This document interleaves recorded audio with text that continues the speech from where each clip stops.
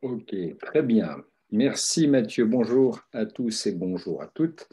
Alors moi, j'ai l'avantage d'être comme vous, c'est-à-dire acteur aussi de soins palliatifs de longue date, puisque j'ai commencé le bénévolat à l'ASP fondatrice. Hein. Aujourd'hui, on ne l'appelle plus comme ça, mais à l'époque, c'était quand même bien ceci, en 2001. Et puis, j'ai fait quasiment 5 ans d'accompagnement à domicile et ensuite plus de 10 ans d'accompagnement dans une USP de soins palliatifs qui est dans la région parisienne qui s'appelle Notre-Dame-du-Lac.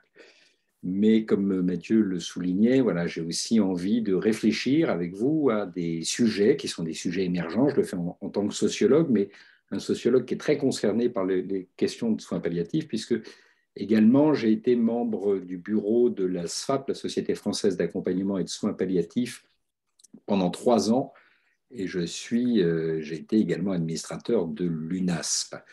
Alors aujourd'hui, on avait un peu réfléchi, on s'était dit qu'il y avait quand même des sujets qui méritaient d'être partagés parce que j'ai eu envie de vous bousculer un peu, de vous décoiffer peut-être en vous proposant une réflexion autour de la question du digital dont on mesure qu'elle a pris dans nos vies une importance très significative depuis quelque temps et voir s'il y avait des terrains sur lesquels le digital pouvait servir nos accompagnements et le développement de nos associations et essayer d'y réfléchir ensemble. Ce qu'on peut déjà, alors le propos s'intitule presque de manière provocatrice une alliance digitale et accompagnement, une alliance contre nature, mais avec un point d'interrogation. La question qui nous préoccupe depuis quelque temps, c'est quand même une certaine perte d'attractivité de nos associations, avec des difficultés à maintenir nos bénévoles, mais aussi à en attirer de nouveaux. Et puis, ça se croise avec une augmentation des besoins d'accompagnement, non seulement chez les personnes malades, mais aussi de plus en plus chez les personnes âgées, dont le nombre est croissant dans notre société. Et donc, il y a déjà une première tension qui s'exerce entre une demande importante et une offre qui peine à se maintenir au même niveau. Mais comme vous, hein, le confinement, les deux confinements successifs, à partir de mars 2020, a mis en évidence que dans des périodes un peu tourmentées, un peu décalées, eh bien, le digital devait pouvoir aussi être mobilisé. Et on s'est posé la question, bien sûr, de comment le faire, pas tellement la question de savoir s'il fallait le faire, puisque l'urgence dictait, en raison des confinements, l'urgence dictait qu'il fallait recourir à des moyens un peu nouveaux. La question qui se pose, c'est est-ce que c'était une parenthèse? Est-ce que le recours au digital, que ce soit à travers des téléphones, des tablettes, mais à travers des outils type Zoom ou d'autres possibilités qui s'offrent aussi, est-ce que c'était ponctuel? Et est-ce que le monde des soins palliatifs n'a vocation qu'à fonctionner sur la base de son socle historique qui est la relation en présence, faite d'écoute, faite de toucher, avec tous les aspects du langage corporel, mais aussi les aspects de relation avec les proches, avec les soignants, bref, ça, c'est le logiciel historique du monde des soins palliatifs, ou est-ce que les circonstances qui ont été très sévèrement bousculées nous invitent à explorer l'introduction de nouveaux outils au service de la relation, en évitant évidemment de la détériorer. Donc, bien se souvenir évidemment qu'on a des fondamentaux, mais que les évolutions sociétales, eh bien, nous avons aussi vocation à les suivre, sauf à rester cramponné à ce qui a été notre approche historique, mais ce ne serait pas faire honneur à nos prédécesseurs qui se sont constamment chargés d'inventer de nouvelles méthodes, de nouvelles manières d'accompagner. Ce ne serait pas non plus faire honneur aux besoins des familles que nous avons vocation à accompagner également, que de rester, nous, figés dans une certaine posture historique. La question, c'est comment faire preuve de discernement, avec quel dosage, avec quelle précaution, avec quels repères juridiques, éthiques, relationnels, psychologiques, envisager ce recours à des nouveaux outils. Alors, soulignons déjà que ça n'est pas d'hier qu'on utilise des outils distanciels pour communiquer avec les gens. Dès 1960, il y a eu, avec le développement du téléphone, hein, qui commençait à se généraliser dans tous les foyers, la possibilité d'avoir des lignes type SOS Amitié, hein, qui donc a, vous voyez, qui a soit plus de 60 ans d'existence et qui a donc une longue expérience de ce que c'est que accompagner, communiquer avec des gens à distance, en plus des gens qu'on ne voit pas physiquement, et ça peut présenter parfois des avantages de ne pas être en présence directe ou être en de visu avec la personne qu'on accompagne. Aujourd'hui, SOS Amitié, c'est environ 700 000 appels par an, y compris encore des appels téléphoniques. En 1994, il y a eu la création de la ligne Suicide Écoute, qui est aussi une ligne téléphonique. Les petits frères des pauvres pour lesquels que j'ai pu accompagner il y a quelques semaines à peine réactivent en ce moment leur ligne Solitude Écoute qui avait été un tout petit peu mise en veilleuse pendant la période du confinement. Et on se souviendra, enfin les plus anciens se souviendront qu'en 2005, le gouvernement avait créé un numéro Azur fin de vie qui fonctionnait là encore sur le modèle téléphonique, dont la gestion avait été confiée au centre François-Xavier Bagnoud à Paris, mais qui était un numéro à vocation nationale. Donc, il n'y a pas a priori d'incompatibilité de principe à utiliser des outils distanciels pour répondre à des situations de souffrance de la part d'un certain nombre de personnes. On mesure que depuis 1997, c'est-à-dire depuis en gros la création de Hotmail, qui est une messagerie qui existe encore même si elle n'a plus tout à fait la même intensité, puis en 2004 la création de Facebook, puis en 2006 la création de Twitter, on mesure à quel point les réseaux sociaux digitaux ont envahit nos existences, et pas simplement celles des plus jeunes, mais aussi celles des plus âgés qui n'ont pas, contrairement à ce qu'on pourrait immédiatement le penser, de résistance. Il y a suffisamment d'études scientifiques qui montrent qu'il y a même une certaine appétence des personnes âgées dites du troisième âge à s'approprier les outils numériques. On a aujourd'hui en France environ 7 millions d'internautes quotidiens, voilà, des gens qui utilisent en permanence leur smartphone ou leur tablette, de plus de 2 millions de gens qui sont actifs sur les réseaux sociaux. Alors on peut dire que c'est beaucoup ou on peut dire que ce n'est pas beaucoup, mais en tout cas on a quand même 93% des Français qui ont un mobile, dont 65% d'entre eux ont un smartphone.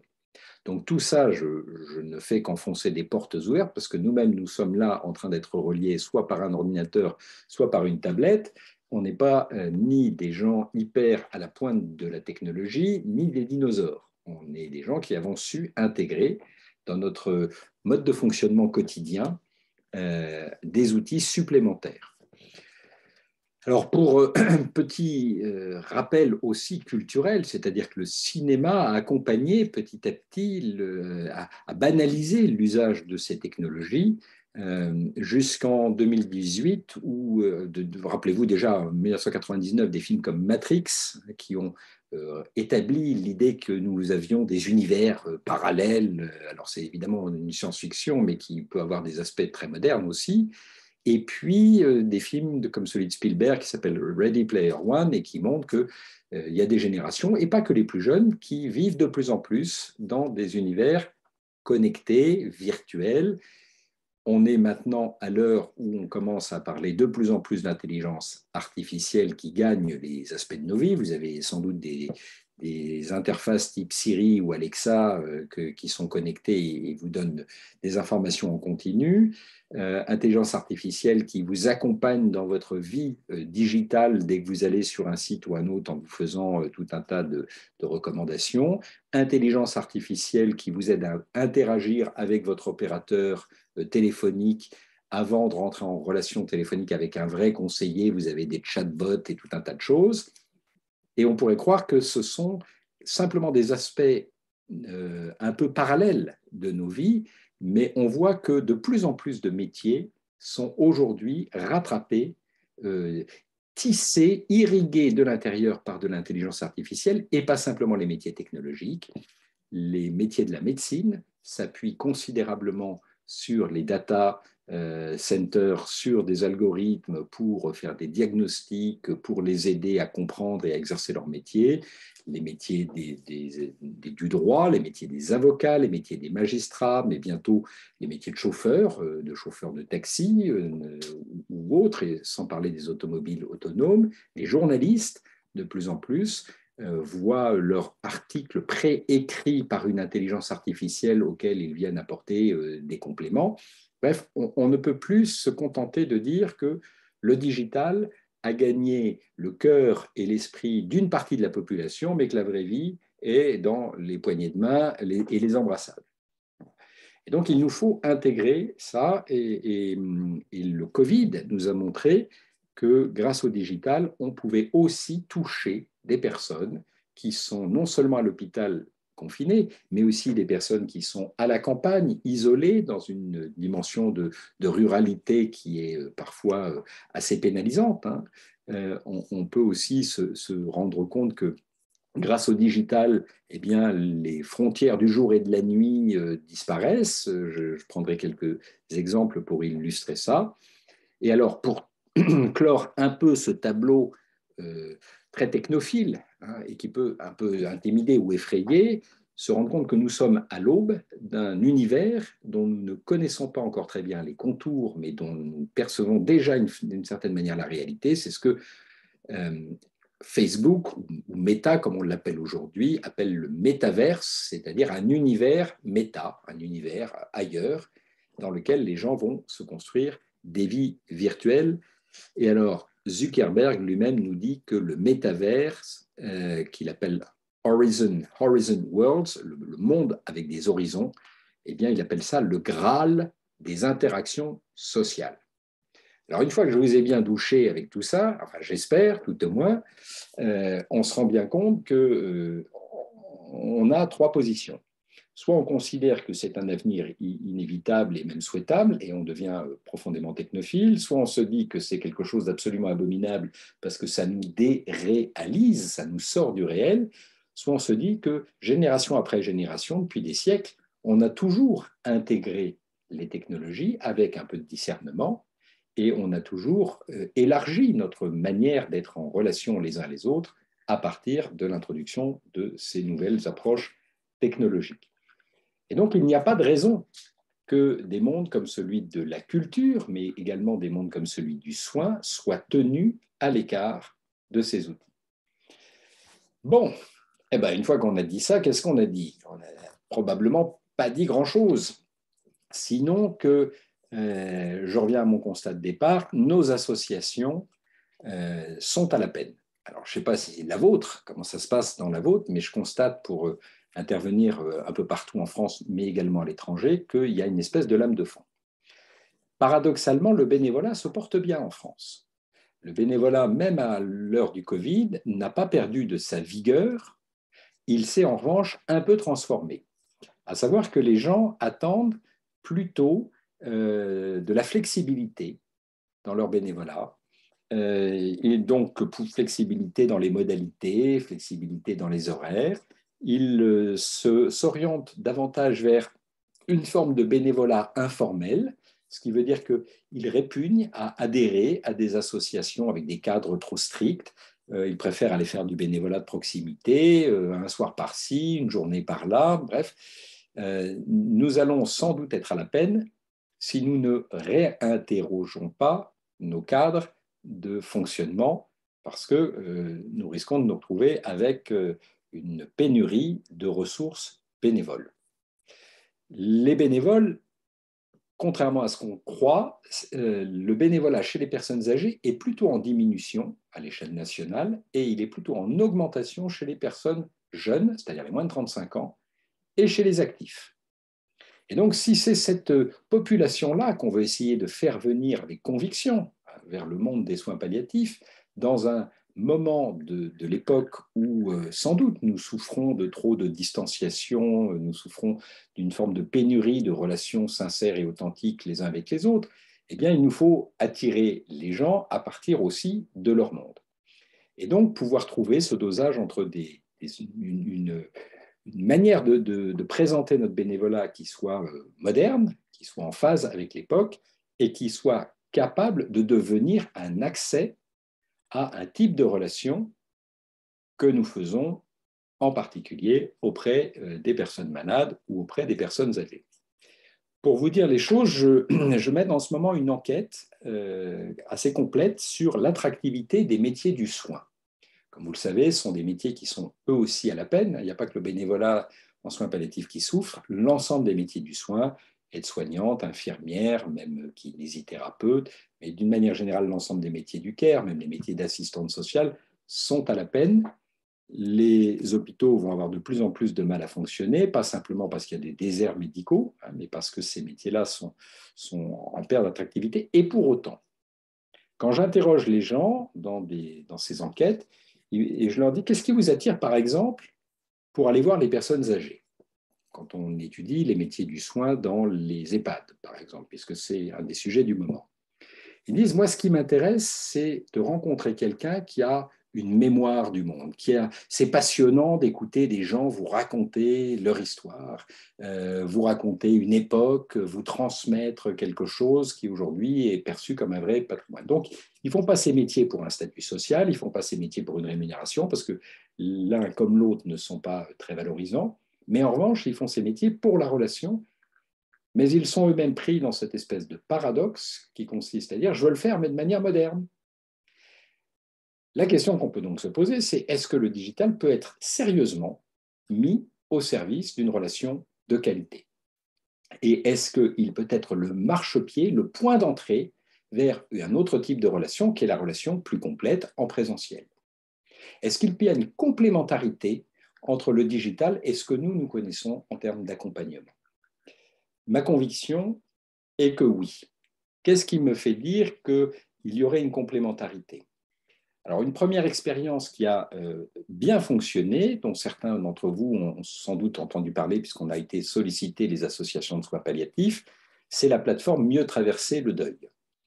Alors, Mieux traverser le deuil est une plateforme qui avait été créée en 2019 et qu'avec Christophe Fauré et Damien Boyer, qui est le fondateur de cette plateforme, on a adapté en avril 2020 pour permettre à l'époque aux personnes endeuillées pendant le Covid de pouvoir bénéficier d'un accompagnement malgré le confinement. Et la première approche qu'on s'est dit, c'est puisque, rappelez-vous, Édouard Philippe nous disait, Premier ministre, nous disait à l'époque on ne pourra pas assister aux obsèques, on s'est dit comment est-ce qu'il est possible aujourd'hui de priver les gens, les endeuillés, de ce temps d'hommage et comment est-ce qu'il est imaginable qu'ils rentrent chez eux sans avoir aucun secours, aucun accompagnement qualifié. Donc, on a proposé une possibilité de retransmission en live des obsèques à travers un smartphone. Ça a donné lieu à la production d'une application qui a fonctionné et puis qui est aujourd'hui reprise par beaucoup d'entreprises de pompes funèbres. Et imaginez-vous, il y a 2 ans, filmer des obsèques, ce n'était pas du tout envisageable. Assister à des obsèques devant son écran d'ordinateur alors qu'on est en Vendée et que les obsèques ont lieu en Lorraine, ou bien qu'on est à Kuala Lumpur et que les obsèques ont lieu à Marseille, ce n'était pas quelque chose d'imaginable. Et pourtant, on l'a fait. Et on a mesuré que, à travers la satisfaction des gens, que ça correspondait vraiment à un besoin. On peut dire que c'était un pis-aller, que s'ils avaient pu être là, bien sûr, ils seraient venus là. Mais on sait depuis une vingtaine d'années qu'il y a des cultures qui s'en sont très bien accommodées, notamment les cultures asiatiques, qui ont pris cette habitude de pouvoir assister à ce type d'événements en digital. Donc, l'image peut servir à une forme d'accompagnement. Mais avec Mieux traverser le deuil, on a été un cran plus loin puisqu'on a proposé un service de chat, c'est-à-dire de messagerie écrite en digital, et pour les personnes qui étaient en deuil et se retrouvaient chez elles. Et non seulement, alors d'une part, on a été chercher les associations d'accompagnement du deuil en leur disant, vous savez faire de l'accompagnement du deuil, nous on vous propose de le faire, vu les circonstances, à partir d'une plateforme digitale. Mais on a aussi été chercher les associations de soins palliatifs en leur disant, au moins vous savez déjà écouter les situations relatives à la souffrance, relatives à la mort, relatives à la perte, et donc vous allez être immédiatement opérationnel, même si vous n'êtes pas des spécialistes du deuil, vous allez être opérationnel. Et tous nous ont dit, oui, mais vous vous rendez compte, faire ça par chat, c'est quand même pas notre manière privilégiée, on n'est pas confortable avec ça. Et en fait, on s'est rendu compte que l'outil fonctionnait très bien. Et pourquoi? Parce qu'en fait, quand on écrit, on peut dire les choses, surtout quand on est en période de confinement, sans avoir à les verbaliser, donc sans avoir à impliquer des proches qui seraient dans la pièce d'à côté. On peut aussi se connecter à 23 heures ou à 2 heures du matin et tomber sur un interlocuteur. On peut prendre le temps de mettre en mots ce qu'on a besoin de dire et on peut se sentir entendu sans se sentir jugé ni avoir un regard trop scrutateur par rapport à nous. Et donc, on a réalisé que l'outil fonctionnait bien puisque déjà, on a eu une centaine d'associations qui ont joué le jeu. On a eu 700 bénévoles qui ont accepté de se former, hein, et d'entrer dans cette aventure. Et on a accompagné quasiment 70 000 personnes qui se retrouvaient en situation de deuil. Et on s'est rendu compte d'une chose en plus, c'est que ça n'était pas que ceux qui connaissaient le deuil en période Covid qui s'étaient branchés sur cette plateforme. La plupart du temps, c'était pour 70% d'entre eux des gens qui étaient endeuillés depuis plus de 3 ans et qui n'avaient pas trouvé de ressources auprès de chez eux, ni auprès des professionnels depuis tant de temps, et qui découvraient par la médiatisation qui avait été faite autour de cette plateforme qu'il y avait ce service, et donc ils y ont été. Et le service est toujours actif et continue à bien fonctionner. Alors, on sait que utiliser le digital suppose quelques tâtonnements. Quand dans les EHPAD, on s'est mis à utiliser des tablettes pour essayer de communiquer, à faire communiquer les résidents avec leur famille, au début, ça n'a pas toujours été extrêmement simple. Il y a des entreprises qui ont généreusement donné beaucoup de tablettes pour amorcer le mouvement. Aujourd'hui, le mouvement est davantage pris et on verra tout à l'heure, notamment avec Bertrand, qu'il y a des initiatives qui sont pérennes, qui fonctionnent bien. La deuxième chose dont on s'est rendu compte, c'est que il y a des choses qu'on peut faire en digital. Moi, personnellement, j'ai fait beaucoup de formations en digital, y compris des formations sur des sujets très complexes, très intimes. J'ai une formation sur la question de la souffrance spirituelle en fin de vie, que je n'imaginais pas faire en digital parce qu'elle suppose de travailler en petits groupes, sur un mode de confidence. Et en fait, à chaque fois que je les ai proposées, y compris à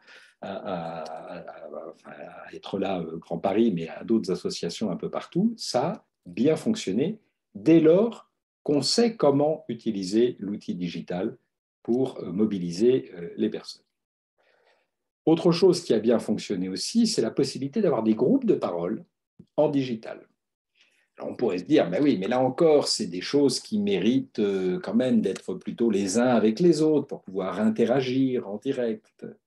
Mais rendez-vous compte également des services que ça peut représenter quand on a une association qui a plusieurs antennes sur un territoire géographique assez éloigné et que ce n'est pas toujours facile de réunir tout le monde au sein d'un groupe de parole, ou alors c'est toujours les mêmes qui font partie en gros de la même équipe, mais on perd une forme de capacité de se regrouper quand on couvre un territoire géographique dispersé. On s'est rendu compte aussi, j'ai faisais référence à la nuit, avec Mieux traverser le deuil, pendant un moment, on a fait intervenir des bénévoles du Québec qui étaient capables de faire des accompagnements à 3 heures du matin, parce que chez eux, il n'est guère que 9 heures du soir. Or, les endeuillés en France, eux, ils étaient contents d'avoir une personne à qui s'adresser vers 3 heures du matin. Donc, ça permet aussi d'élargir, avec des échanges éventuellement internationaux, des couvertures, d'offrir un système avec une plus grande amplitude horaire. Autre avantage que je peux citer, je vous le fais de façon catalogue à l'après-vert, c'est que quand dans nos associations, on se rend compte, et là c'est de circonstance, que vers le 10 juillet, on va manquer sérieusement de bénévoles pendant 1 mois et demi parce que les gens vont partir en vacances, bien, grâce au digital, on est capable aussi de maintenir des plages d'accompagnement pendant l'été, parce que sur votre lieu de vacances, il n'est pas forcément exclu de libérer 1 heure ou 3 heures pour un temps d'accompagnement derrière un ordinateur.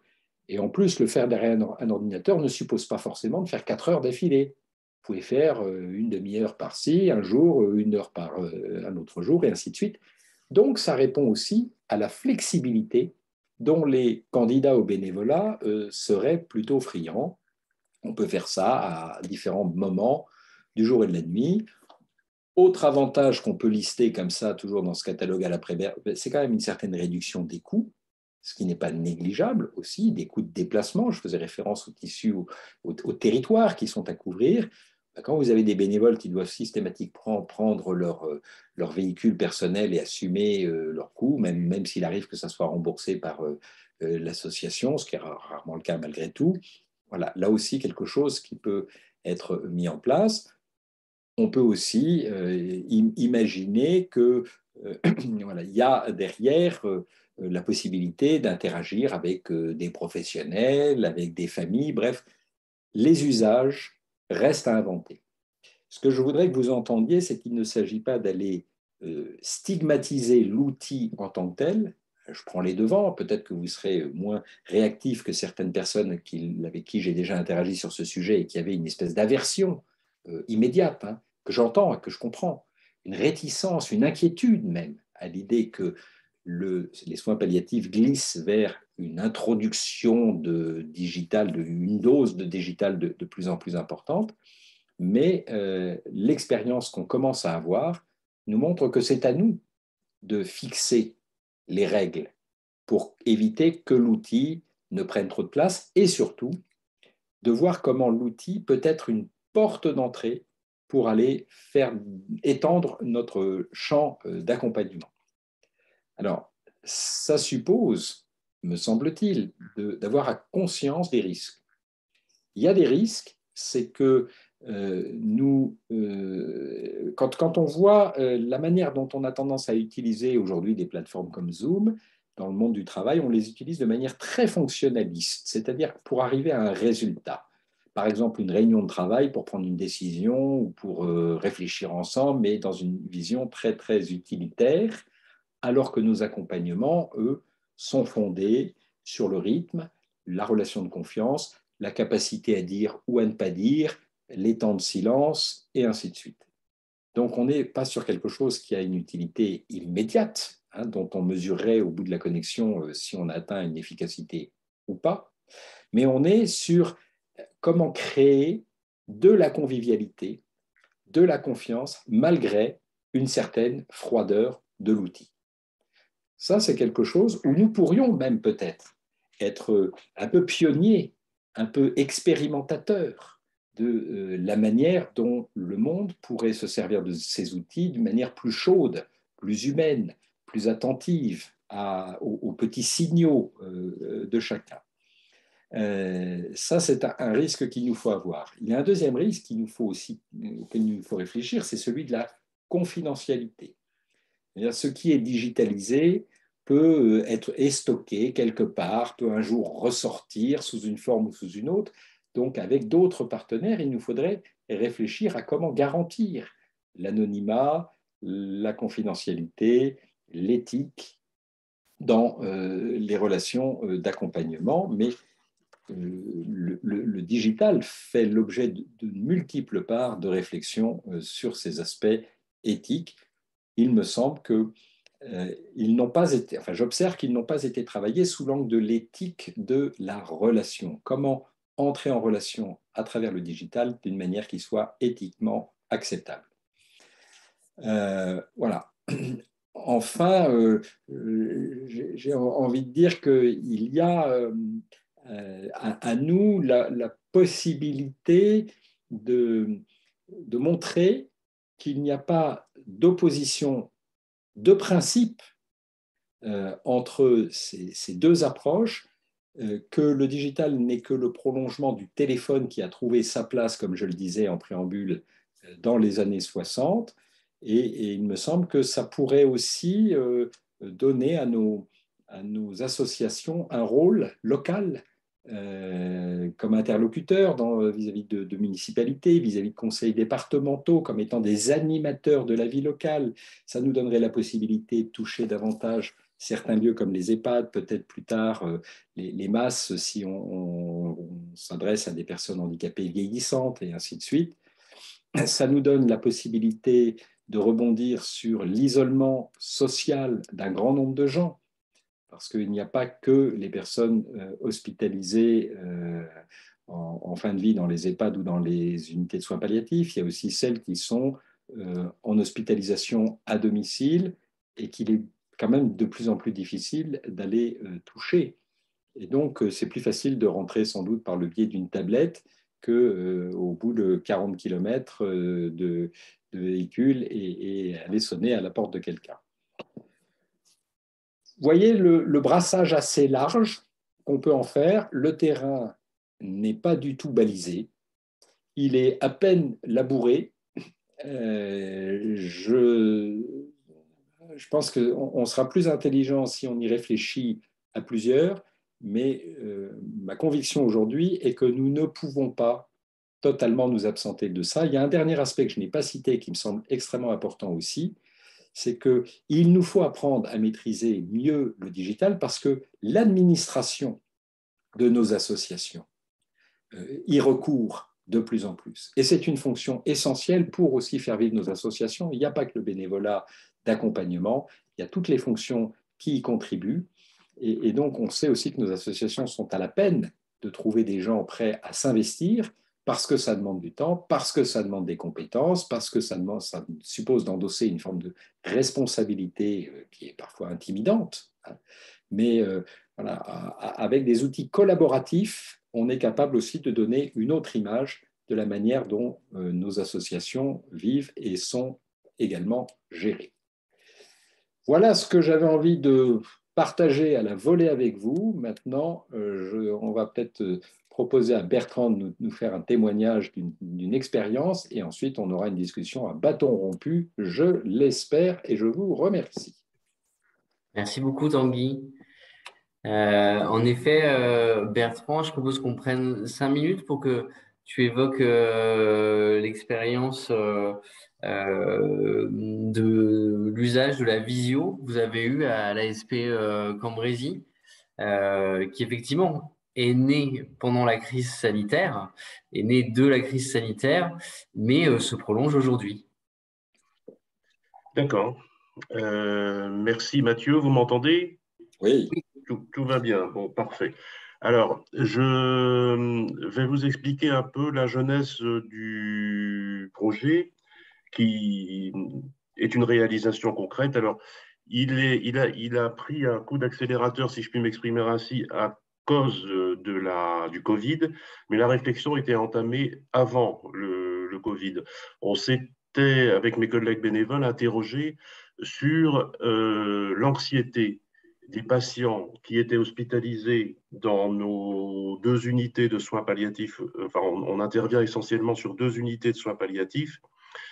Enfin, on intervenait à cette époque, et mes collègues et moi-même, on s'était rendu compte que les patients hospitalisés étaient angoissés à l'idée de savoir ou de ne pas savoir comment vivaient leurs petits-enfants, notamment parce que les choses étant ce qu'elles sont, les petits-enfants sont souvent obligés de s'expatrier un peu loin pour trouver du travail, par exemple, et le grand-père hospitalisé à Cambrai me disait ou disait à mes collègues: je suis un peu embêté, je suis un peu pas tranquille parce que je ne sais pas, mon petit-fils a déménagé à Marseille, je ne sais pas dans quel contexte il vit, est-ce qu'il a un appartement confortable, est-ce qu'il est bien meublé, bon, est-ce que c'est spacieux, bon, tout un tas de questions comme ça.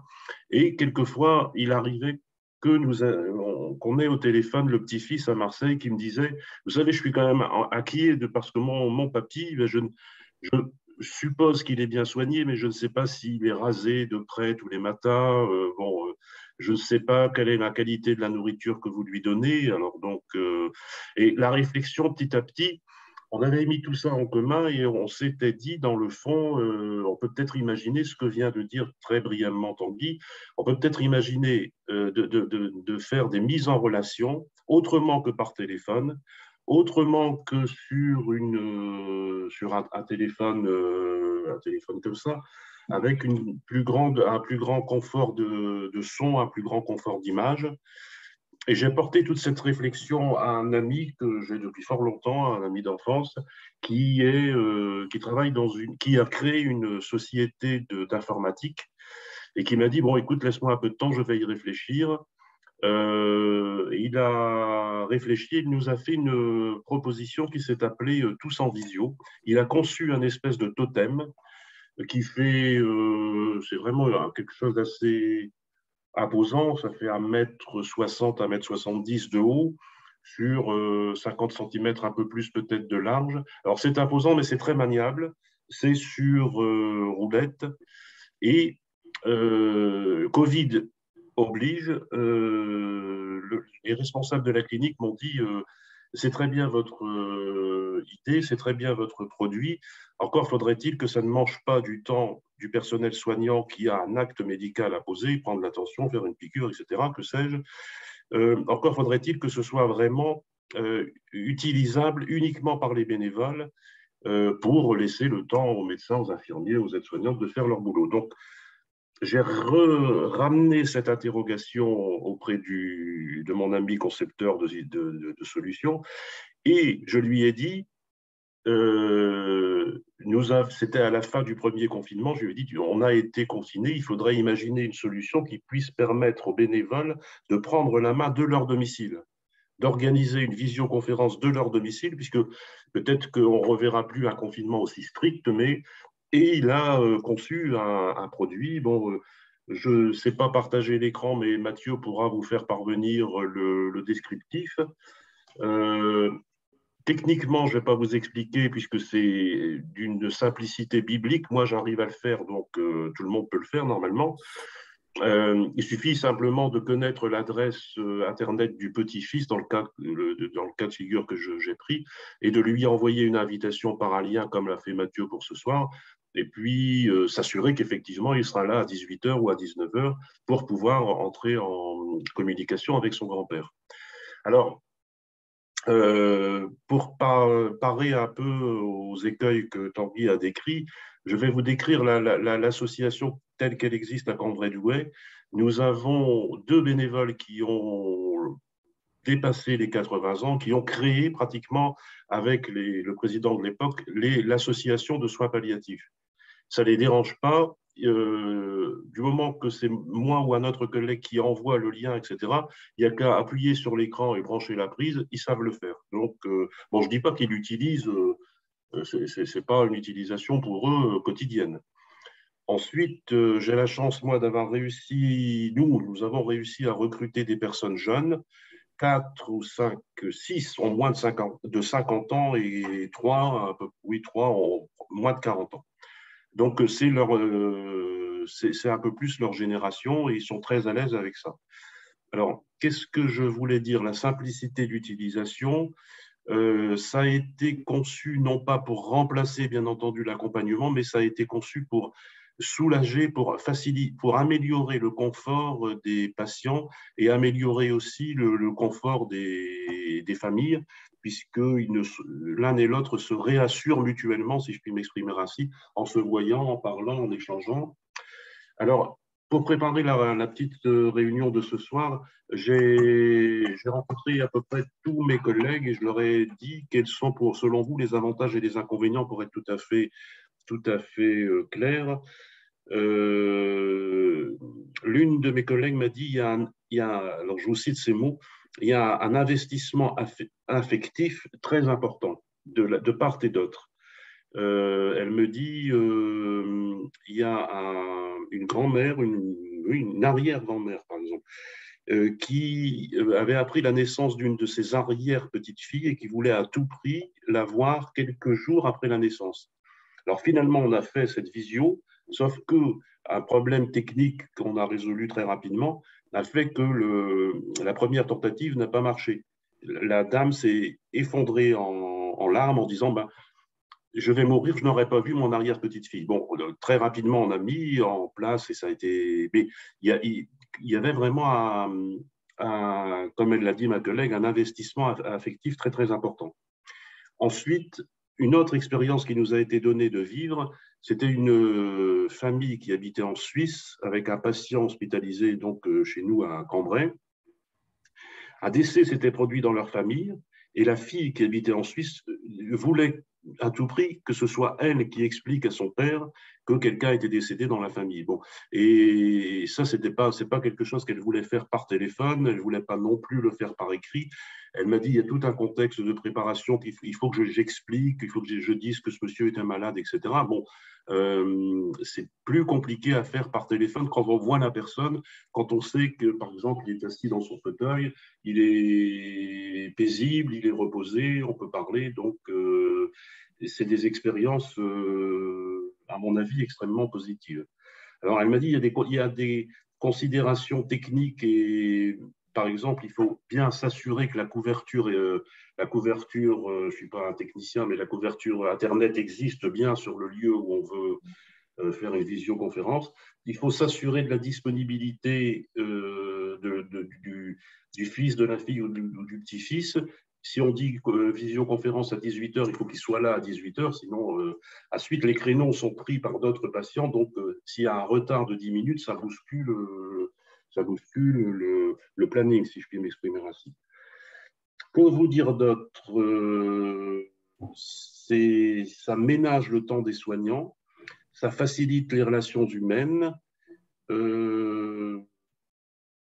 Alors, il y a aussi un écueil auquel je n'avais pas pensé, mais que j'ai découvert il y a quelques jours, les difficultés d'élocution des patients, par exemple, qui ont été frappés par un AVC.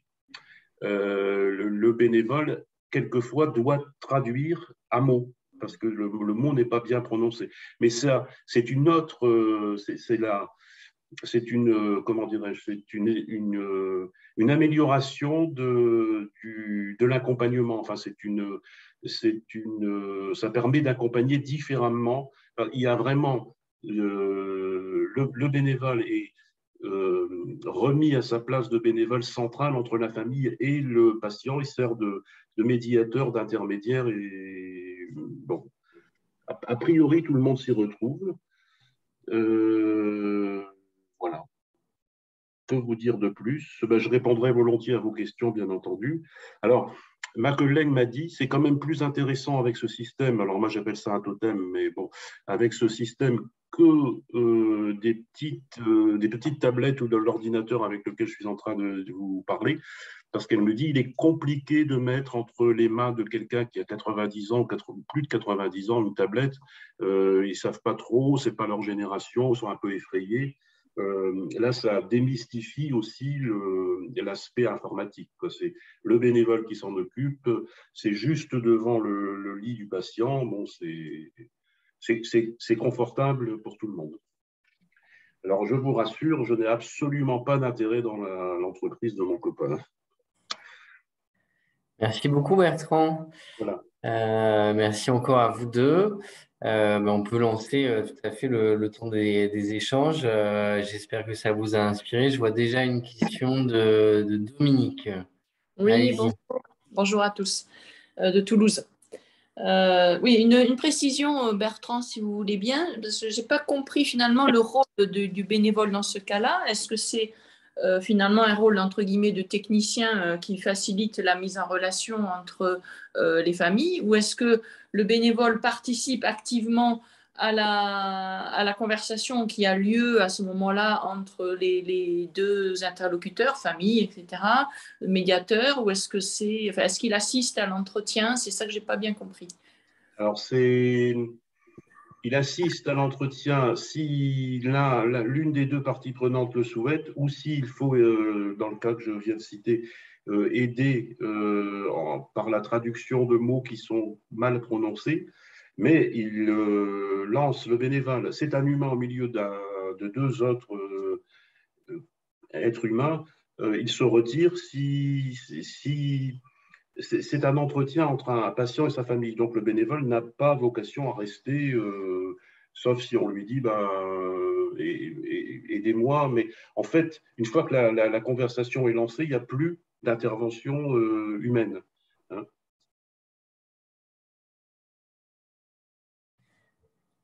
D'autres questions ou réactions? Pierre. Oui, en fait, une de nos missions, c'est de faire connaître les directives anticipées. Alors, j'ai assisté à un colloque la semaine passée, fin de vie et droit, où notamment on a parlé du point de vue du droit des directives anticipées. Et il y a eu une grande réaction des médecins, dont Jean-Marc Lapiana de la Maison, qui est tout à fait, qui disent que, bon, que le résultat, il n'en sort rien du tout des directives anticipées, il y a très peu de gens qui les font, elles ne sont pas actualisées. Et donc, leur idée, c'était d'éventuellement faire, à la place des directives anticipées, une discussion anticipée, éventuellement filmée en vidéo. Et donc, en ça pourrait être aussi une de nos missions, qui est bon, il faut d'une part les compétences, et d'autre part, il y a le secret auquel ça pourrait être soumis. Ça pourrait être une activité faite par des bénévoles. De la même manière qu'il y a cet appel « Mieux traverser le deuil », il pourrait y avoir des appels concernant les directives anticipées. Et le fait que ce soit en vidéo, notamment qui doit rester confidentiel, ça permet aussi de voir l'état d'esprit dans lequel la personne le fait à ce moment-là. Voilà, c'était juste une idée qui était une utopie, mais voilà ce que je voulais en dire. Merci beaucoup, Pierre. Je voudrais réagir, je trouve que c'est une perspective très intéressante. Parce que, en fait, rédiger des directives anticipées, je rejoins complètement Jean-Marc Lapiana sur ce sujet-là, mais sur d'autres aussi, rédiger ces directives anticipées, ce n'est pas un épisode ponctuel avec quelques cases à cocher, bien évidemment. Mais Jean Leonetti le disait très bien lui-même, c'est un témoignage de vie. Et donc, ça suppose l'instauration d'une relation de confiance, mais ça suppose aussi de pouvoir le faire de manière un peu répétée, revenir en boucle sur certains aspects, pouvoir laisser la personne réfléchir à ce qu'elle est en train d'envisager pour elle-même, quitte à se dédire d'une séance sur l'autre. Et donc, utiliser le digital, pour moi, c'est un outil qui peut servir cette élaboration graduelle des directives anticipées. Ça peut permettre j'apprécie cette idée que ça permette d'avoir la qualité, l'impression, l'émotion et pas simplement le texte brut. Donc on pourrait aussi imaginer que, puisqu'elles ont vocation à être interprétées par le corps médical, eh bien que des enregistrements puissent concourir à cette prise de décision qui reste la décision médicale. J'avais, mais déjà il y a 5 ans, fait bondir en disant que les bénévoles me semblaient particulièrement bien placés pour aider à l'expression des directives anticipées. Parce que précisément, ils ont du temps. Parce que précisément, ils savent écouter. Parce que précisément, ils savent reformuler un certain nombre de choses. Et je pense qu'on pourrait orienter nos associations ou certains bénévoles dans nos associations vers ce type d'accompagnement également. Comment ça fait réagir? Je voudrais préciser quelque chose que j'ai complètement oublié dans ma petite présentation, c'est que le fait d'avoir développé ce projet nous a permis de communiquer dans le cadre de la diffusion de la culture palliative. C'est-à-dire que je me suis servi de la nouveauté de l'existence de ce totem pour communiquer, y compris dans les journaux locaux, en disant, ben voilà, l'association pour le développement des soins palliatifs du Cambrésis-Douaisis a pris en location ces deux totems. Voilà ce que ça permet de faire. On a donc, avec le concepteur et le propriétaire des cliniques, présenté ce nouveau produit. Enfin, c'était déjà il y a quelques mois. Du coup, j'ai réussi. 3 journalistes sont venus, les 3 journalistes qui, avec les 3 journaux du coin, ici du Cambrésis-Douaisis, et ont fait un petit reportage. Ils ont pris des photos et on a expliqué. Du coup, ça m'a permis d'avoir 2 contacts qui se sont avérés un peu plus positifs, et les 2 on a 2 nouveaux collègues en parrainage. Mais si ces articles-là n'étaient pas parus, avec le numéro de téléphone de l'ASP, etc., ces gens-là n'auraient pas eu leur attention attirée, ils n'auraient peut-être pas pensé à nous rejoindre comme ça. Et c'est vrai que c'est nouveau, c'est pas, ce que je veux dire n'est pas péjoratif, mais ça enlève de l'accompagnement en soins palliatifs l'aspect lourd, l'aspect mortifère en quelque sorte. Ça vous donne une Ça image ça donne une espérance. innovante, dynamique, Oui, c'est moderne. ça. Et ça donne une espérance parce que j'avais insisté sur le thème que j'ai employé, le terme que j'ai employé tout à l'heure, réassurance de part et d'autre. C'est-à-dire, ah ben, je suis soulagé, mon grand-père va bien, et je suis, moi, grand-père, soulagé, mon petit-fils est correctement installé, etc. Bon, voilà. Et bon, j'avais oublié de le dire, je voulais le signaler parce que quelquefois des collègues me disent c'est compliqué d'intéresser à notre cause des journalistes. Alors, bon, nous, on s'est servi de ce totem, mais vous pouvez avoir une autre réalisation.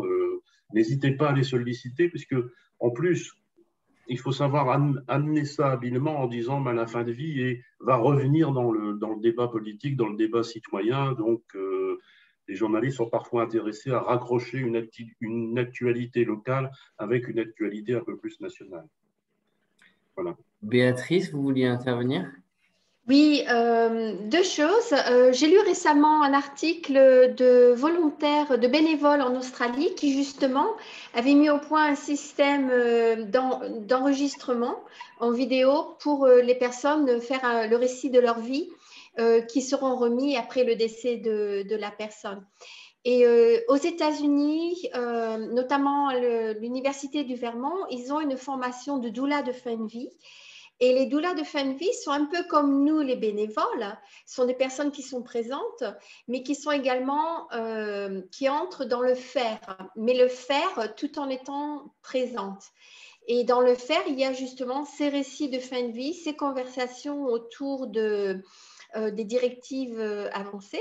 Et je me demandais si, parce que je vois très bien tous les avantages de l'intervention de la technologie digitale, est-ce que ça veut dire que nous aussi, en tant que bénévoles, eh bien, progressivement, on est en train d'ouvrir cette dimension dans le faire et est-ce que du coup, ça transforme aussi notre rôle en tant que bénévole?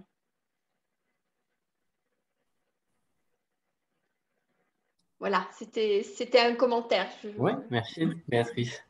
Il me semble que dans ce que nous a présenté Bertrand, il y a effectivement quelque chose qui est de l'ordre du faire, puisqu'il s'agit d'installer, de paramétrer, de soutenir un échange entre un proche et sa famille. La question du faire, Béatrice, pour moi, elle se pose toujours de la manière suivante. Est-ce que le fait de faire quelque chose de plus, est-ce que ça sert la relation ou pas? Si c'est pour remplacer des professionnels au pied levé et suppléer à une carence, ce n'est pas l'intention, même si ça participe d'un meilleur fonctionnement d'un service peut-être. Mais en revanche, si faire quelques gestes assez sommaires finalement contribue à créer une forme de gratitude, une relation de confiance, si ça participe d'un service rendu qui permet aux gens d'entrer en relation avec quelqu'un, leur proche ou un bénévole ou un soignant, alors je ne vois pas pourquoi on se priverait de ce faire-là dès lors qu'il est précisément dans la vocation de nos associations d'accompagnement. Donc c'est toujours un peu la même question qu'il faudrait se poser. J'ai vu par le passé des postures assez arrêtées sur ce sujet, assez craintives, et je retrouve un peu parfois les mêmes craintes quand j'évoque la question du digital, comme si on touchait au pilier du temple et que ce temple avait quelque chose d'immuable. Et je ne vois pas ce qui nous permettrait de dire qu'en matière d'accompagnement bénévole de la fin de vie, il y aurait un temple immuable et qu'il faudrait que dans 50 ans, on fasse comme on fait aujourd'hui, sachant qu'aujourd'hui, on ne fait absolument pas comme on faisait il y a 40 ans. Voilà. Il y a des choses qui sont restées stables et il y a des choses qui ont changé. Donc, je peux rejoindre Tanguy. On avait évoqué cette question notamment lors du webinaire sur l'accompagnement à domicile, où au final, on voyait que les bonnes pratiques issues des différentes associations tournaient exactement autour de ce que tu viens d'expliquer, Tanguy. C'est-à-dire à un moment donné, oui, à domicile, on est encore plus amener, tenter de faire. Mais la vraie question, c'est ça sur un plan éthique. Est-ce que c'est au service de l'accompagnement? Est-ce que ça sert la relation? Et après, par rapport à l'initiative de Bertrand, pour moi, on est dans une mission. Alors, c'est vrai que c'est une mission, on ne la retrouve pas au centre de l'objet social de nos associations. Mais la mission de contribuer au maintien des liens sociaux et familiaux me semble pas une mission en contradiction avec nos valeurs et avec ce que font nos bénévoles. Et il y a beaucoup d'associations qui, d'ailleurs, d'une manière ou d'une autre, sont présentes dans les salons des familles. Ça ne veut pas dire qu'elles vont avoir à chaque fois un entretien avec la famille. Mais de fait, elles jouaient déjà un peu ce rôle parfois. On met un peu de liant, on met un peu de présence, on facilite les choses. Et je trouve que l'initiative de Bertrand sur la partie maintien des liens familiaux est aussi pour moi un peu un prolongement de ce type de mission où finalement une personne qui arrive dans ce type de service et sa famille se sent plus pleinement accueillie parce qu'il y a aussi cette présence citoyenne et bénévole. Un slogan, si je puis m'exprimer ainsi, des soins palliatifs, à un moment donné, c'était de la vie jusqu'au bout. Et effectivement, rester en contact avec ses petits-enfants, là tout à l'heure je citais l'exemple d'une arrière-grand-mère qui avait pu voir son arrière-petite-fille âgée de quelques jours, bon, évidemment, elle ne l'a pas tenue dans ses bras, mais c'est participer à ce que les personnes, nos semblables qui s'éloignent de la vie puissent être au milieu de leur famille jusqu'au dernier moment, quoi. Et ça gratifie, j'ai retrouvé le mot, ça gratifie les bénévoles lorsqu'ils font, moi j'appelle ça une mise en relation, mais lorsqu'ils facilitent le contact et des familles séparées par des kilomètres et des kilomètres pour les raisons que j'ai expliquées, de boulot ou autre, peuvent se retrouver comme ça.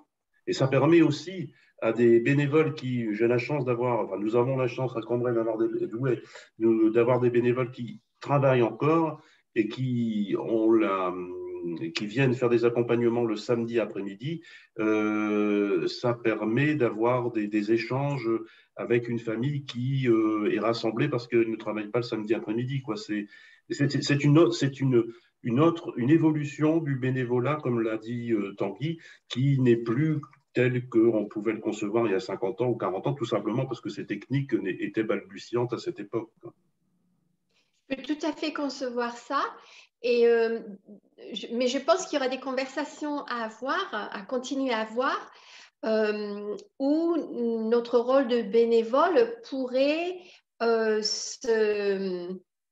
s'accrocher un peu au rôle de l'assistante ou connecter avec celui de l'assistante sociale ou de la psychologue qui ne sont pas là le week-end, par exemple, ou qui ne sont pas là au moment où la personne aurait besoin d'établir cette connexion avec leur famille. Parce qu'il y a aussi des intervenants dans les EHPAD, dans les centres de soins palliatifs, qui écoutent en tant que professionnels de santé, qui écoutent au niveau de ses besoins. Donc, j'imagine qu'à certains moments, il y aura une certaine coordination ou communication, transmission qui sera nécessaire, non ?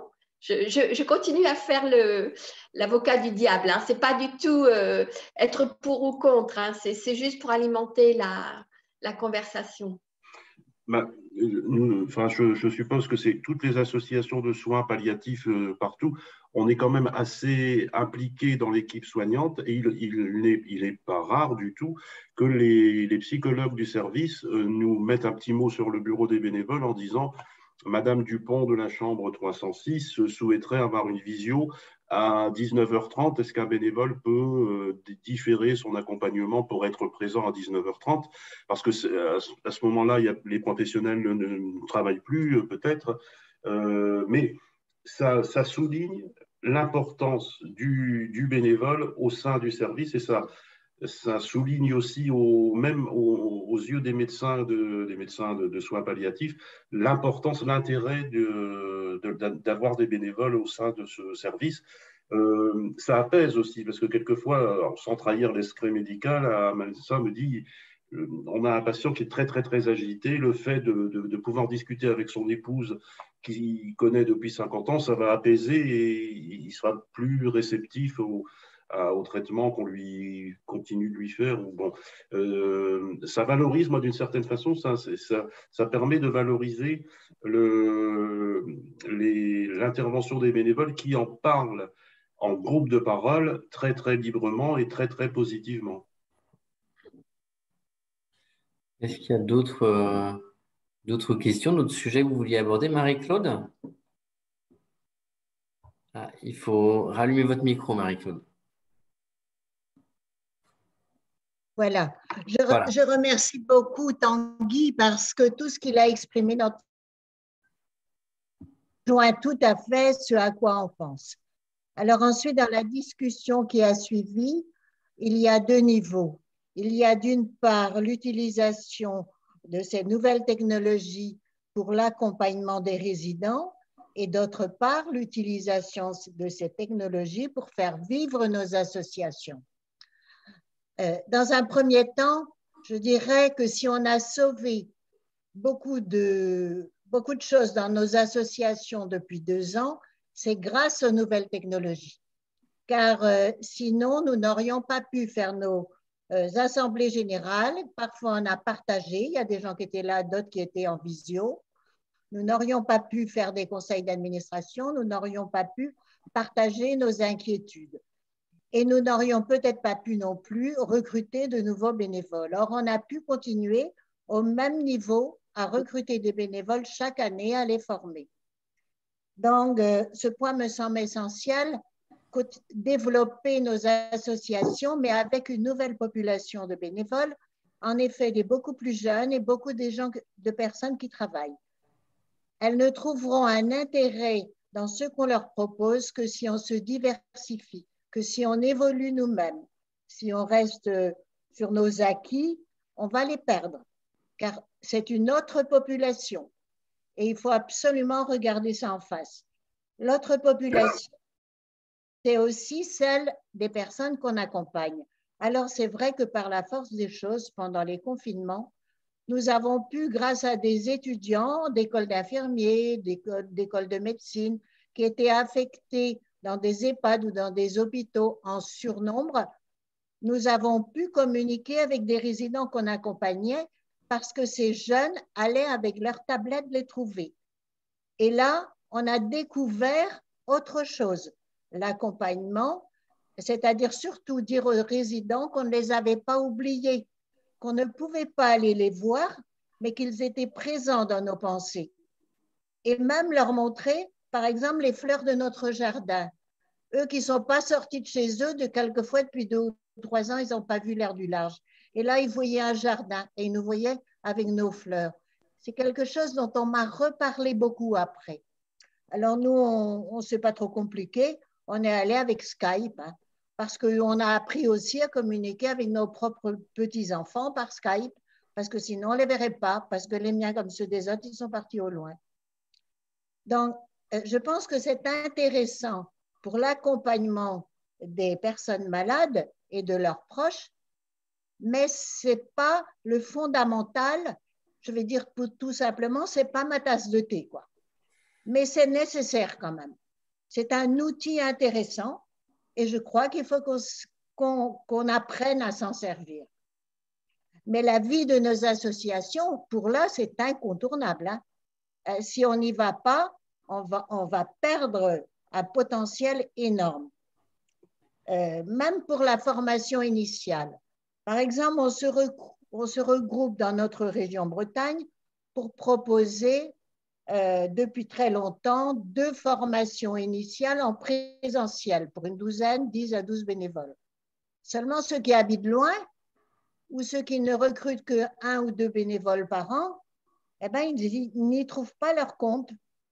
Et par conséquent, si on veut les aider, il faut qu'on fasse un travail collectif avec eux. On est à 8 ASP, 2 qui peuvent se débrouiller, qui n'ont pas besoin de ça pour continuer, et 6 qui sont en difficulté si on ne leur propose rien. Donc, on travaille avec d'autres pour mettre en place une formation expérimentale dont un tiers serait en présentiel et 2 tiers en visio. Mais pour les séquences de visio, c'est un gros travail de préparation. Il faut vraiment qu'on s'attelle à avoir des gens compétents parce qu'il faut que ce soit très interactif. La visio, ça serait plusieurs séquences de 2 heures entre 2 journées en présentiel. Et là, il ne faut pas être amateur, il faut être pédagogue, il faut être compétent en nouvelles technologies et il faut très bien connaître les soins palliatifs. Donc, nous espérons pouvoir mettre en place de mars à juin 2023 cette formation expérimentale. Et s'il y a des gens qui savent déjà le faire, nous, on est preneurs de toutes les expériences. Mais chaque fois que quelqu'un nous dit ce qui marche et ce qui ne marche pas, eh bien, on corrige notre projet qui est en cours et qui doit être co-construit avec tous les partenaires intéressés par ça. Parce que si on y arrive, après, ça pourra être modélisé, puis n'importe où en France, et gratuitement, vous aurez, on va vous le donner. On n'aura pas de droit d'auteur. Je prends les questions. Merci beaucoup, Marie-Claude.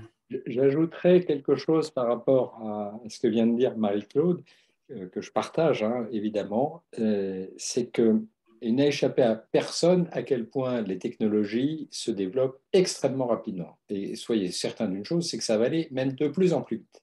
C'est-à-dire que les progrès technologiques dans les 2 ans ou 3 ans qui viennent vont faire passer pour quelque chose d'assez archaïque le simple fait d'être en visio. Ça restera, mais ça restera comme le téléphone apparaît aujourd'hui relativement archaïque par rapport à des modalités de communication différentes. Ça veut dire qu'en fait, moi j'ai fait, peut-être que certains qui, s'ils sont passés à Paris, ont eu la curiosité de le faire, une expérience immersive il y a quelques jours à la Grande Arche de la Défense, où on visite le chantier de Notre-Dame de Paris dans les âges avec un casque de réalité virtuelle. Et franchement, je vous le recommande, c'est non seulement beau, c'est pédagogique, c'est exceptionnel de sensorialité et de perturbation en même temps, et c'est une expérience collective. Vous n'êtes pas seul, puisqu'il y a d'autres gens qui ont pareil des lunettes et qui vivent, qui évoluent dans un environnement. Déjà, très certainement, assez vite, nous aurons des visios qui nous permettront de nous connecter en 3D. Donc, rendez-vous compte, s'il suffira de mettre un casque sur la tête d'une personne âgée pour qu'elle ait le sentiment de voir un jardin, pas simplement en image, mais peut-être en 3D, ou de voir des proches en 3D, vous imaginez l'émotion que ça peut procurer chez quelqu'un qui pense être assigné au monde d'avant et à qui on fait suffisamment confiance pour l'équiper des technologies du monde de demain. C'est aussi une manière de dire aux gens qu'ils ne sont pas rétrogrades, qu'ils sont inclus. C'est aussi une manière de faire une expérience sensorielle. Il y a de plus en plus, non seulement des hologrammes, mais des techniques qui vont évoluer en termes de perception sonore, de qualité d'environnement sonore. Ça ne sera pas juste un son qui vient d'un ordinateur, c'est un son dans lequel vous êtes immergé, y compris par exemple pour écouter de la musique ou pour entendre des voix qui viennent de différents horizons. Il y a des casques qui commencent à se développer avec des odeurs qu'on est capable d'intégrer à des images. Et donc, tout ceci, ce n'est pas de la science-fiction. Et je serais tellement désolé qu'on réserve ça à quelques pseudo-catégories de gens qui sont des technophiles et qu'on prive de ces expériences, y compris sensorielles, des gens qui sont à l'hôpital, malades, et particulièrement les personnes qui sont isolées chez elles, à leur domicile ou dans leur EHPAD. Donc, je crois que nous avons un train à prendre. Voilà. Et que si nous ne le prenons pas, eh bien d'autres qui seront moins intentionnés, moins scrupuleux que nous, le prendront. Et ce que nous pouvons apporter, c'est notre vigilance éthique, c'est nos valeurs autour de l'accompagnement pour que ces outils soient encadrés dans un usage qui sera respectueux de ceux qui les utilisent, que ce soit les bénévoles comme les patients. Voilà. Merci Tanguy. Moi, je voulais rebondir peut-être avec 2 petits exemples. Alors, sur le fait que effectivement, nous, on a une exigence éthique et un cadre qui fait qu'on peut aussi se permettre d'investir ces sujets et que sinon d'autres le feront. On a déjà des exemples, hein. Je crois que Béatrice ou quelqu'un d'autre a évoqué tout à l'heure le sujet de la biographie hospitalière. Oui. Ce sujet aujourd'hui est extrêmement investi par des boîtes privées qui en font quelque chose de rémunérateur et de lucratif. Voilà, moi ça me pose question. Pas de De la même pub, hein. manière, Je ne fais pas de pub, mais voilà une boîte qui propose aujourd'hui, avec du digital, de la biographie. Ce n'est pas d'excellente qualité, hein. ouais. Pas d'excellente qualité. De la même manière que peut nous poser question le fait que soit déjà aujourd'hui un service payant de la Poste, que le facteur prenne des nouvelles de votre grand-mère. Donc ça, c'est une première chose. La deuxième chose, pour vous donner un exemple de cette réflexion éthique et de comment elle peut se mener, moi, je peux vous parler de mon association précédente, où on accompagnait des jeunes en grande difficulté dans leur scolarité, individuellement, issus essentiellement de quartiers politiques de la ville. Je peux vous assurer que quand le confinement est arrivé, ça nous est tombé dessus, là aussi, de manière très, très compliquée. Dans un premier temps, tout ce qu'on arrivait à faire, mais c'était déjà bien, c'était, comme l'a bien dit Marie-Claude, que nos bénévoles appellent les jeunes pour dire au moins qu'ils ne les oubliaient pas. Et puis, effectivement, assez vite, on s'est aperçu qu'on pouvait faire des choses à distance, et y compris, des choses sur un plan pédagogique, et de continuer, de jouer notre petit rôle dans la continuité pédagogique, etc. Qu'est-ce qu'on en a gardé dans la durée? On en a gardé des choses où on s'est dit, on s'est vraiment interrogé avec les enfants et avec les bénévoles sur qu'est-ce qui avait marché ou pas. Certains nous ont dit, mais en fait, c'est super parce qu'en gros, avant, c'était assez simple, c'était une séance par semaine. Et mine de rien, quand on est en difficulté scolaire, parfois, réussir à tenir un réel fil rouge entre la séance avec votre bénévole du lundi et le lundi d'après, c'est pas si évident. Et parfois, le petit coup de fil intermédiaire, la petite visio intermédiaire qui pouvait durer 5-10 minutes permettait aux gamins de garder un peu le cap, de se souvenir de la petite consigne, du beau conseil, etc. Autre chose sur un plan éthique, on s'est aperçu que toutes ces séances en visio, elles avaient fonctionné pour les enfants qui connaissaient déjà bien leurs bénévoles. Il y avait une relation de confiance et ils avaient quelque part appris à travailler ensemble. Donc, posture éthique de l'association, non, on ne démarre aucune relation d'accompagnement scolaire en visio. C'est quelque chose qui peut s'établir dans un deuxième temps. Donc voilà, c'est juste pour vous donner quelques petits exemples où on s'est saisi de la chose sans pour autant renier nos fondamentaux. Au contraire, on s'en est saisi en se rappelant à nos fondamentaux et en se disant, voilà, qu'est-ce qui fait sens, qu'est-ce qui ne marche pas. Et aujourd'hui, l'accompagnement à distance a sa place dans l'ensemble de l'association, sans pour autant avoir réduit la place de l'accompagnement présentiel. Donc ça, c'est plutôt intéressant.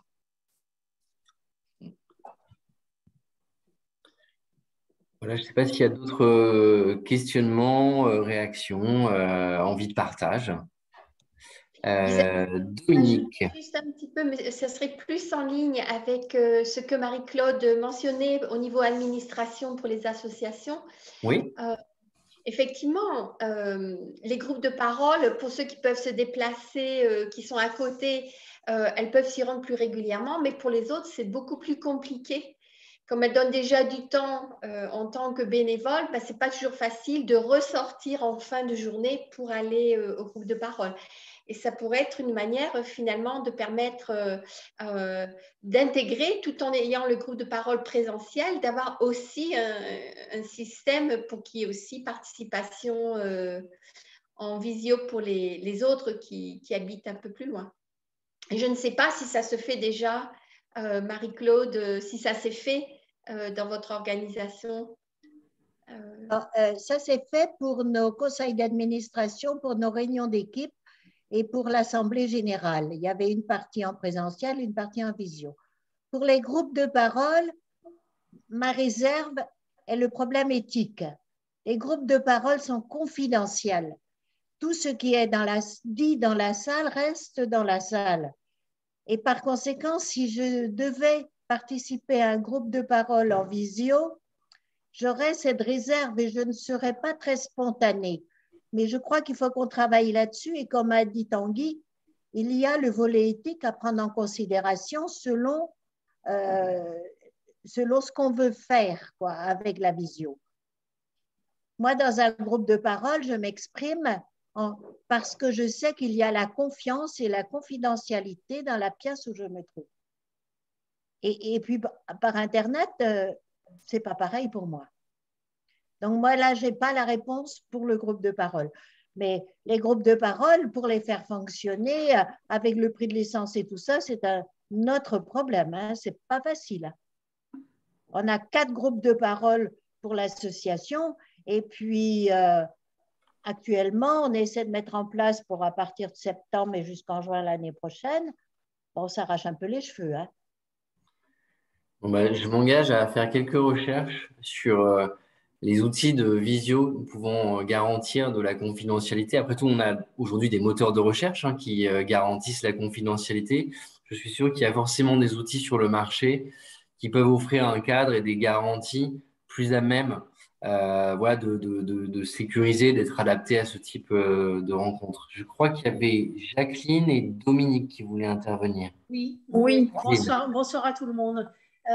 Oui, moi je voulais juste dire que pour nos groupes de parole sur l'ASP Béziers ou Estéro, nous fonctionnons depuis le confinement avec un groupe de parole en présentiel et un groupe de parole en visio. Voilà.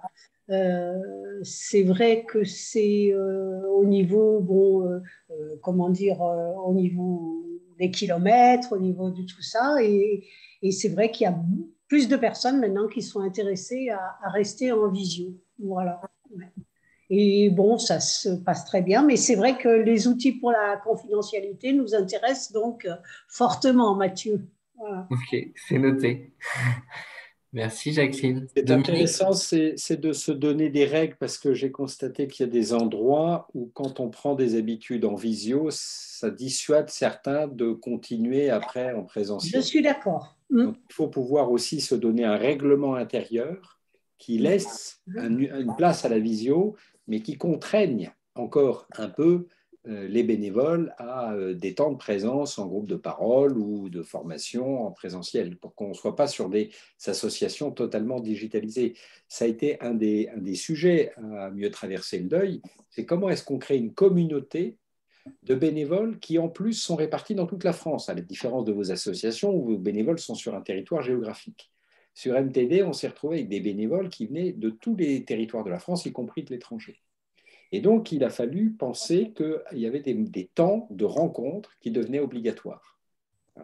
Et ça s'organise par région, c'est en train de se mettre en place. Mais sinon, on aboutit à des dispositifs qui sont totalement virtuels. Et je vous faisais référence aux petits frères des pauvres avec leur ligne Solitude Écoute.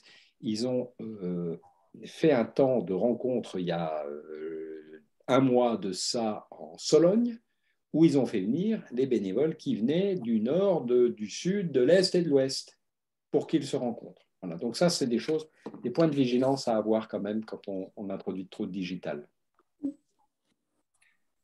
Dominique? Alors oui, mais c'est comme ça des réflexions qui me sont venues. Excusez-moi, c'est pas très... Voilà, c'est des choses comme ça un petit peu en vrac. Par exemple, quand Tanguy, vous parliez de une possible visio en 3D, enfin, de l'évolution des technologies, etc., ça me pose question en fait sur l'organisation de l'accompagnement, je vais dire, des effets secondaires, en fait. Des effets secondaires des entretiens ou quelle que soit la technologie utilisée. Donc, pour le patient, par exemple, une émotion qui va être là pour accompagner cette émotion, qui va accueillir cette émotion, qui peut être positive, mais qui peut être aussi à l'inverse complètement négative, qui va accueillir la frustration dont parlait Bertrand de l'arrière-grand-mère. Il y a eu un souci technologique. Voilà. Donc, ça me pose question là-dessus. Donc, ça veut dire sans doute de la coordination. Est-ce que cette personne, elle est toute seule à ce moment-là? Est-ce qu'il y a...